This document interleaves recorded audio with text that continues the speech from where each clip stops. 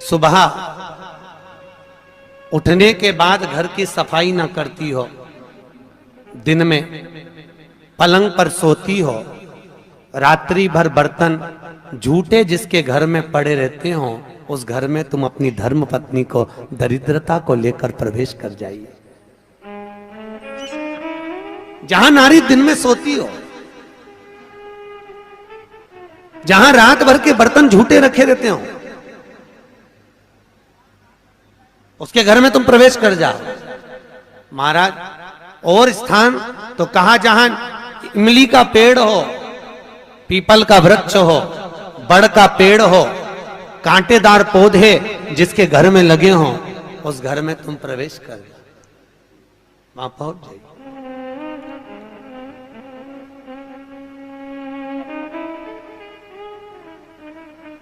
महाराज अब दुस्साह मुनि और दुर्वासा जी की तो बात चल रही है, इतने में भगवान नारायण और लक्ष्मी का विवाह हो गया था। तो नारायण लक्ष्मी जी नारायण से बोली, अपने विवाह को आज 15 दिन हो गए, मेरी बहन के विवाह को 20 दिन हो गए, अपन मिलने नहीं गए, एक बार चलो ना मिलने। भगवान बोले चल चलते, और भगवान नारायण सीधे उस ज्येष्ठा से मिलने के लिए, दरिद्रता से मिलने के लिए चल दिए। अब दरिद्रता से मिलने के लिए जैसे ही पहुंचे तो दरिद्रता कहां बैठी हुई थी? पीपल के पेड़ के नीचे। पीपल के पेड़ के नीचे दरिद्रता बैठी है और वहीं पर पहुंच गए। अब आप किसी से मिलने जाओगे तो क्या लेकर जाओगे? अरे बोलो तो क्या ले जाओगे? डंडा की मिठाई? डंडे लेकर जाओगे कि मिठाई लेकर जाओगे? अरे बोलो तो मिठाई लेकर जाओगे ना, कुछ भी मिष्ठान मुंह मीठा कराने के लिए। जिसकी विवाह हुआ है, अभी विवाह हुआ है, तो उसके यहाँ मिठाई का डब्बा लेकर चले। और मिठाई का डब्बा ले जाकर जैसे ही भगवान नारायण लक्ष्मी को दिया, लक्ष्मी ने तुरंत ज्येष्ठा देवी को दिया। ज्येष्ठा को दिया तो देते ही दरिद्रता ने मिठाई का डब्बा फेंक दिया, और फेंकते से ही बोली, लक्ष्मी तू मेरी छोटी बहन है, तुझे इतना नहीं मालूम कि तेरी बड़ी बहन खाती क्या है, और मेरे लिए तू मिठाई लेकर आई है? तू पागल हो गई है, मूर्ख हो गई है, जो तू मेरे लिए मिष्ठान लेकर आई है। तुझे मालूम नहीं कि मुझे खट्टा और तीखा पसंद है। लक्ष्मी जी की आंख में आंसू भर गए। लक्ष्मी जी बोली, जीजी मैं तो समझी कि तुम्हारा विवाह हो गया है, हो सकता है तुम कुछ चेंज करी हो अपने स्वाद को, क्योंकि विवाह होने के बाद थोड़ा सा व्यक्ति बदल जाता है। मुझे लगता है आपने कुछ चेंज करा होगा, इसलिए मैं आपके लिए मिठाई लेकर आई। लक्ष्मी तुझे मालूम नहीं मैं क्या खाती हूं? मुझे नहीं चाहिए। मिठाई का डब्बा फेंक दिया। आज भी कई दरवाजों पर, कई दुकानों पर आपने नींबू मिर्ची टंगा हुआ देखा होगा। कई लोग कहते हैं नजर से बचाता है, नजर से नहीं, लक्ष्मी और दरिद्रता ये दोनों बहनें हर एक व्यक्ति के घर में प्रतिदिन प्रवेश करती है।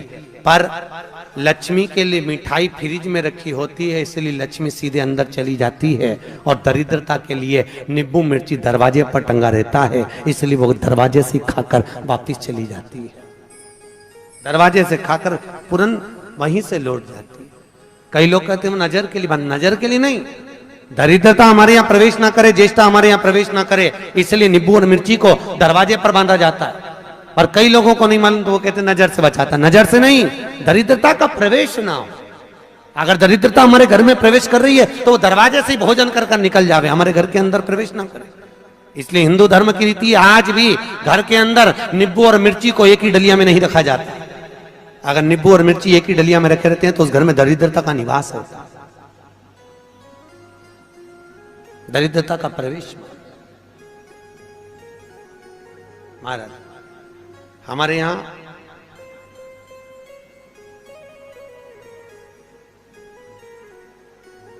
तीन चीजें बेटी की विदाई में नहीं दी जाती, आप लोगों को मालूम है। एक झाड़ू, अरे बोलो तो सही है कि गलत है? एक झाड़ू बेटी की विदाई में नहीं देते। एक चलनी छानने की बेटी की विदाई में नहीं देते, और एक अचार की बरनी बेटी की विदाई में नहीं देते। ये तीन चीजें नहीं देते, चलनी भी नहीं देते, झाड़ू भी नहीं देते, कहीं कहीं जगह पर सुई भी नहीं देते। सुई का भी प्रमाण मिलता है, सुई भी नहीं दी जाती। और एक अचार की बरनी, अचार की बरनी भी बेटी की विदाई में नहीं देते। क्यों? क्योंकि अचार की बरनी में जैसे झाड़ू में हमारे यहाँ बेटी को अगर दिया जाता है तो उसके घर की पूरी लक्ष्मी छीर्ण हो जाती है, चलने देने पर उसके घर की लक्ष्मी समाप्त हो जाती है, सुई देने पर उसके घर की लक्ष्मी समाप्त हो जाती है, उसी तरह अचार की बरनी देने पर बेटी के घर में उसका घर पूरा तहस नहस हो जाता है, पूरा बर्बाद हो जाता है। और आजकल माताओं का इतना प्रेम होता है ना बेटी से, अब करें तो करें क्या। और बेटी जिस घर में भी आती है ना, वहां के उसके बेटी के ससुर भी कहते थे बेटा तेरी मम्मी के हाथ का अचार बनवा ला। अब इनको कौन समझाए भेड़ियों को, इनको समझाए कौन कि वह अचार में दरिद्रता का निवास है। अब के कौन इनको कि खट्टा और तीखा घर में प्रवेश करेगा अगर बहू के यहाँ का, तो उस घर में सुख नहीं रह सकता। चार लोग भी होंगे तो चारों का मुंह बिल्कुल नींबू की तरह खट्टा और वाणी मिर्ची की तरह तीखी रहेगी, चाहे कितना ही प्रयास करे। अगर अचार खाया है बहू के घर का तो। इसलिए बेटी की विदाई में चार चीजें नहीं दी। प्रमाण पहले क्या देते थे बेटी की विदाई में? बड़ी, पापड़, खाजा, सफेद पूड़ी मैदा की दलिया में रख के बेटी की विदाई में देते थे। क्यों? क्योंकि जो स्थिरता का भाव रखे, भले उसमें नमक ना रहे परंतु मौनता, प्रेम, स्नेह, नम्रता उसके अंदर होना चाहिए, वो बेटी की विदाई में दिया जाता। और बांस की डलिया में रख कर देते थे जिससे वंश बढ़े, कपड़ा बांध कर देते थे जिससे भक्ति का चीर सदा बना रहे। एक एक चीज का प्रमाण था बेटी की विदाई में देने। अब आज के जमाने में लोग तो जाने नहीं, बस जो आ जाए आन दो, आन दो, आन दो, आन दो, और आ तो गया फिर पचान दो, फिर अब पचाओ।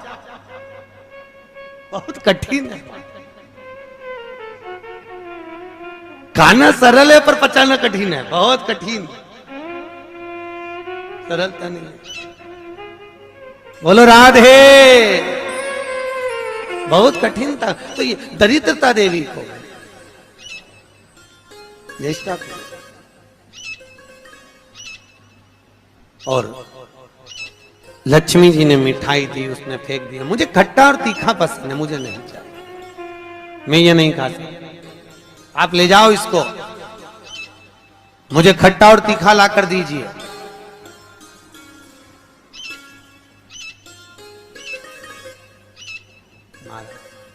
मुझे खट्टा और तीखा चाहिए। समझाया। भगवान विष्णु लक्ष्मी जी से कह रहे हैं तेरी बहन को समझाना बहुत कठिन है, तू चल। लक्ष्मी जी जाने लगी। इतने में लक्ष्मी जी ने भगवान नारायण से विनती करी, नारायण ये मेरी बहन दरिद्रता बैठी है पीपल के पेड़ के नीचे, और पीपल के वृक्ष के नीचे मेरी बहन बैठी हुई है।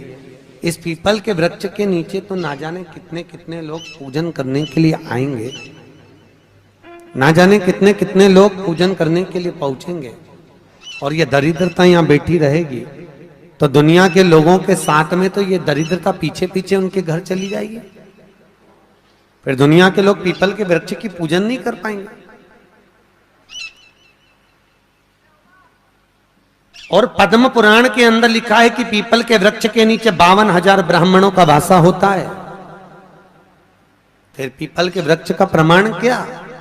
भगवान नारायण बोले सुनो लक्ष्मी, ये पीपल के वृक्ष के नीचे तुम्हारी बहन दरिद्रता निवास कर रही है, पर जिसकी हाथ में या तो माला हो, जल का पात्र होगा, या कुंकू का चोपड़ा होगा, या दिया बाती होगा, जो अपने हाथ में कुछ ना कुछ लेकर आएगी पीपल के वृक्ष की पूजन के लिए और वापिस वो पात्र लेकर जाएगी, उसके पीछे कभी दरिद्रता उसके घर में प्रवेश नहीं करेगी। और जो खाली हाथ पीपल के वृक्ष के नीचे प्रवेश करता है उसके साथ में दरिद्रता उसके साथ पीछे पीछे प्रवेश कर जाती है।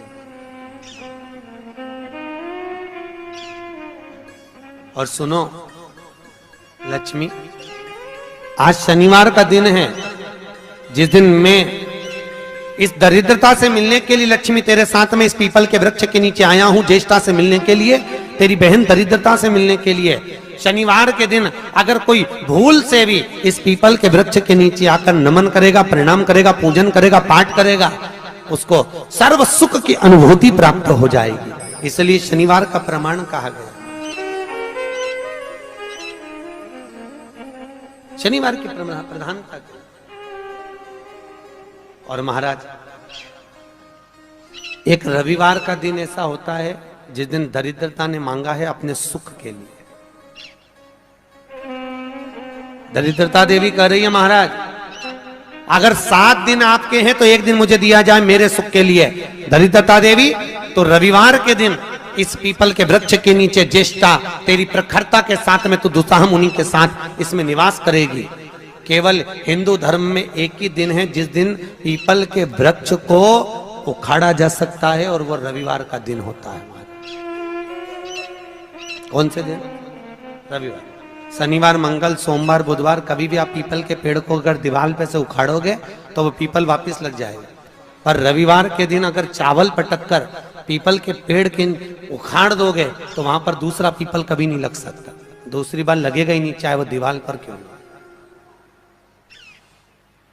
कई लोग दीवार पे से पीपल जब हेड़ते हैं तो वहां पर केवल चावल पटक दो और रविवार के दिन उसको निकाल दो।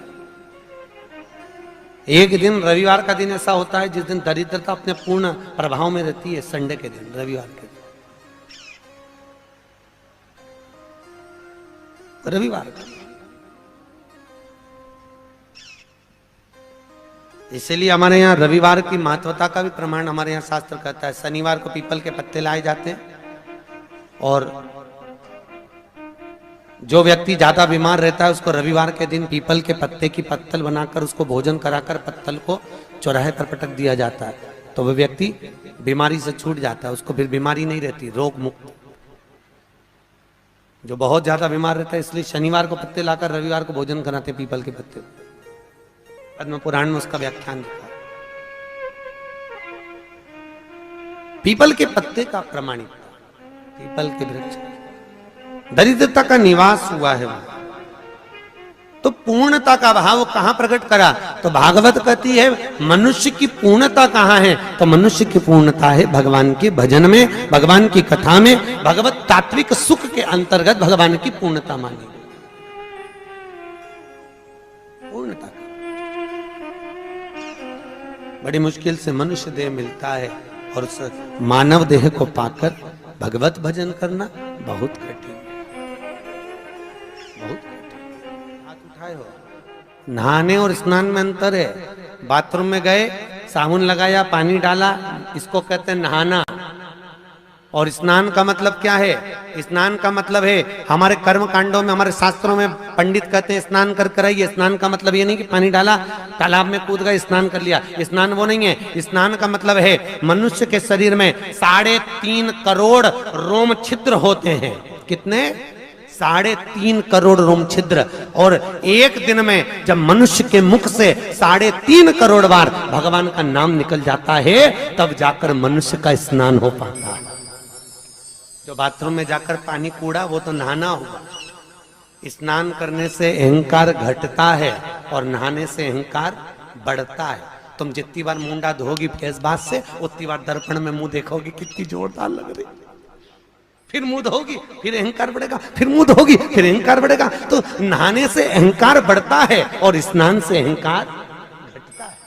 भजन करने से अहंकार घटेगा, अभिमान छिन्नित हो जाएगा। स्नान करा, अभिमान धीरे धीरे घटता चले जाएगा। क्यों? क्योंकि स्नान करना मतलब सत्संग में जाना, सत्संग में जाना मतलब वहां पर हमारा कोई मान नहीं, हमारा कोई सम्मान नहीं। सत्संग में सब बराबर, सब एक बराबर। भजन महाराज, कई लोगों को बड़ी ईर्ष्या रहती थी। एक बार सतभामा जी को भी बड़ा गुस्सा आया। सतभामा ने एक बार कन्हैया जी को देखकर और रुक्मणी जी से पूछा ये कन्हैया को हो क्या गया? जब देखो, जब भाग भाग के द्रौपदी के घर चले जाता है, ये द्रौपदी से रिश्तेदारी क्या है इसकी कृष्ण की? रुक्मणी जी ने कहा द्रौपदी उनकी मुंह बोली बहन। तो ऐसी काहे की बहन, जा जा सी देर में भगवान को बुला लेती और भगवान भी पूरा द्वार का छोड़ के उसके घर भग जाता। एक आध दिन मुझे ये द्रौपदी को सही करना पड़ेगा, सत्यभामा जी बोली रुक्मिणी से। और भगवान ने कानों से सुन लिया।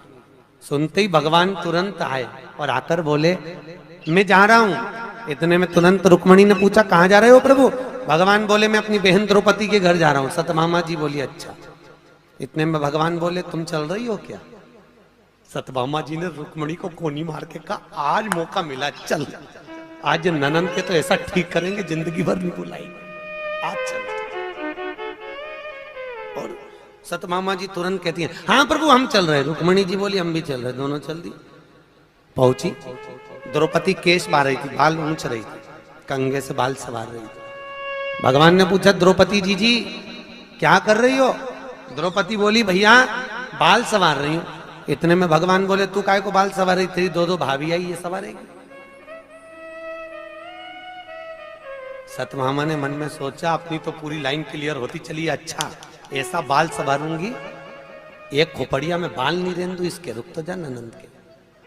सत्यभामा से भगवान ने कहा सत्यभामा तुम तेल लगाओ, रुक्मिणी तुम चोटी करना द्रौपदी की। हाओ सत्यभामा जी जो तेल लगाने बैठी, तेल लगाते लगाते सत्यभामा जी ने एक बाल तोड़ दिया। जो तोड़ा, द्रौपदी कुछ नहीं बोली, पर उस बाल को तोड़ते ही उसमें से आवाज आई हे कृष्ण। सत्यभामा जी ने फिर दूसरा बाल तोड़ा, फिर उसमें से आवाज आई हे कृष्ण। सत्यभामा जी ने फिर बाल तोड़ा, उसमें से फिर आवाज आई हे कृष्ण। जैसे बाल तोड़ने पर आवाज आ रही है, बार बार आवाज आ रही है, तो बार बार आवाज आए तो सत्यभामा ने रुक्मिणी से पूछा जी ये द्रौपदी के बाल तोड़ने से कृष्ण की आवाज क्यों आ रही है? तब भगवान कृष्ण ने आकर कहा सत्यभामा तुम पूछ रही थी कि मैं भाग भाग कर द्रौपदी के घर क्यों जाता हूं। सत्यभामा पूरी पृथ्वी पर मात्र एक द्रौपदी ऐसी है जो एक दिन में 3.5 करोड़ बार मेरा नाम जाप करती है, इसलिए मैं दौड़ दौड़ कर इसके पास जाता हूं। इसके हर एक रोम रोम में मैं समाया हूं, मैं समाया। फिर भी सहन नहीं हुआ, फिर भी सत्यभामा से सहन नहीं हुआ। और सत्यभामा जी ने चोटी करते करते पूछ ही लिया द्रौपदी से, ए द्रौपदी जी एक बात बताओगी? द्रौपदी बोली बोलो क्या पूछना है?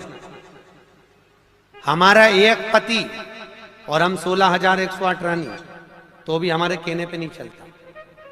और तू अकेली और तेरे 5 पति तेरे कहने पे चलते हैं। कहां की बूटी खिला दी तूने अपने पतियों को? ऐसी कौन सी जड़ी बूटी खिलाई है? ऐसा कौन सा जादू कर दिया जो तेरे 5 पति तेरे कहने पे चल रहे हैं और हमारा एक पति हमारे कहने पे नहीं चले? अब ये बात अगर किसी स्त्री से कहो कि तेरे पति तेरे कहने पे चल रहे हैं तो बुरा तो लगेगा ना, और हमारा पति नहीं चल रहा। बहुत गुस्सा आया द्रौपदी को, पर बोली कितना सुंदर। द्रौपदी बोलती है भाभी मेरा कृष्ण भी आपके कहने पर चलता, जैसे आज मेरे 5 पति मेरे कहने पर चल रहे हैं। मेरे 5 पति मेरे कहने पर केवल एक शर्त पर चल रहे हैं। याद करो जी भाभी, जब मेरा विवाह हुआ था ना, मैं अर्जुन के साथ में ब्याही थी।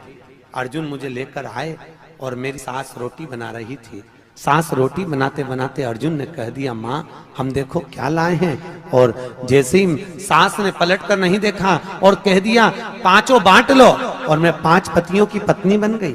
अपना सास का कहना मानकर मैंने अपने सास का वाक्य का आदर करा और मैं 5 पतियों की पत्नी बनी। पर भाभी मैंने अपनी सास का सम्मान करा, वन में भी रही तो साथ निभाया, जंगल में भी रही तो साथ निभाया, और आपने कौन सा साथ निभाया भाभी?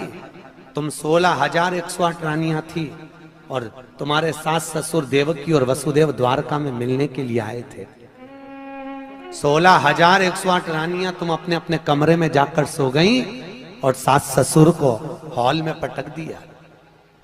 अगर एक बहू भी अपना कमरा छोड़कर कह देती मम्मी 2 दिन के लिए आई हो, इसमें ठहर जाओ, पापा इसमें ठहर जाओ, तो सास ससुर का अगर तुम आदर करती, अगर तुम तुम्हारे पति के माता पिता का आदर करती, तो यह पक्का था कि तुम्हारा पति भी तुम्हारे कहने पर चलता। पर तुमने अपने पति के माता पिता का आदर नहीं करा, इसलिए तुम्हारे पति भी तुम्हारे कहने पर नहीं चलते।